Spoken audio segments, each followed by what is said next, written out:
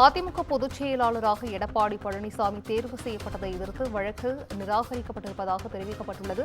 திண்டுக்கலை சேர்ந்த சூரியமூர்த்தி என்பவர் சென்னை உரிமையியல் நீதிமன்றத்தில் தாக்கல் செய்த வழக்கை தற்போது நீதிமன்றமானது தள்ளுபடி செய்திருக்கிறது. இதுகுறித்த முக்கிய செய்தியை தற்போது பார்க்கிறோம்.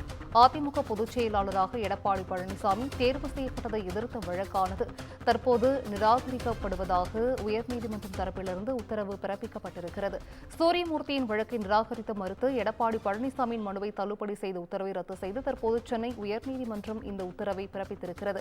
எடப்பாடி பழனிசாமிக்கு எதிரான மனுவானது தற்போது தள்ளுபடி செய்யப்பட்டிருக்கிறது. கூடுதல் விவரங்களை செய்தியாளர் சிவகுமார் வழங்கிட கேட்கலாம். சிவகுமார், வணக்கம். அதிமுக பொதுச் செயலாளராக எடப்பாடி பழனிசாமி தேர்வு செய்யப்பட்டதை எதிர்த்த வழக்கு தற்போது நிராகரிக்கப்பட்டிருக்கிறது. இது குறித்தான முழு விவரங்கள் சிவகுமார். அதாவது கடந்த 2022ஆம் ஆண்டு ஜூலை 11ஆம் தேதி அதிமுக தரப்புல நடைபெற்ற பொதுக்குழு கூட்டத்துல அதிமுகவோட பொதுச் செயலாளராக எடப்பாடி பழனிசாமி அறிவிக்கப்பட்டிருந்தாரு. இதை எதிர்த்தும் பொதுக்குழு தீர்மானங்களை எதிர்த்தும் திண்டுக்கல்லை சார்ந்த சூரியமூர்த்தி அப்படிங்கிறவர் தொடர்ந்த வழக்கை நிராகரிக்க கோரி எடப்பாடி பழனிசாமி தரப்பில் கடந்த சில நாட்களுக்கு முன்பு சென்னை உரிமையியல் நீதிமன்றத்துல தாக்கல் செஞ்சிருந்தாங்க.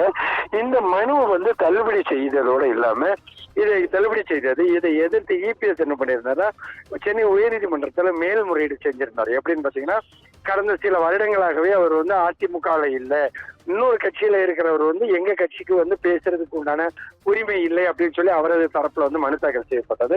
இந்நிலையில அவர் அதிமுகவோட பொதுச் செயலாளராக எடப்பாடி பழனிசாமி தேர்வு செய்யப்பட்டதை எதிர்த்த வழக்கு தற்போது நிராகரிக்கப்பட்டிருக்கு. திண்டுக்கல், அதாவது நம்ம குறிப்பிட்டதை போல திண்டுக்கலை சேர்ந்த சூரியமூர்த்தி அப்படிங்கிறவர் தான் இந்த சென்னை உரிமையியல் நீதிமன்றத்தில் தாக்கல் செய்த வழக்கை நிராகரித்தது உள்ளது தற்போது சென்னை உயர்நீதிமன்றம். சூரியமூர்த்தியோட வழக்கை நிராகரிக்க மறுத்த பழனிசாமியின் மனுவை தள்ளுபடி செய்த உத்தரவை எதிர்த்து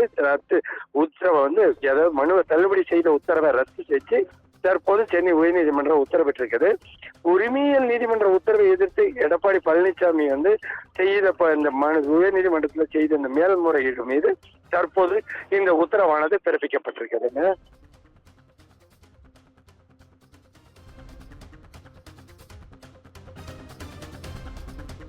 நன்றி சிவகுமார், விவரங்களுக்கு நன்றி.